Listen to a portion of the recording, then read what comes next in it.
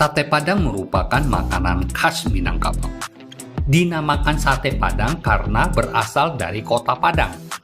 Ada juga sate Padang Pariaman atau sate Padang Panjang. Terbuat dari daging sapi, lidah, jeroan seperti jantung, usus, dan tetelan. Konon kata sate berasal dari dialek Hokkien, yaitu sa artinya 3, t itu potong, jadi secara umum berarti 3 potong daging. Itulah mengapa satu tusuk sate umumnya ada 3 potong daging.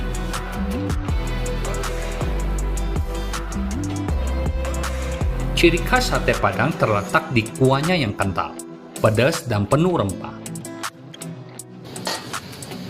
Bagaimana menurut Anda? Salam ngiler!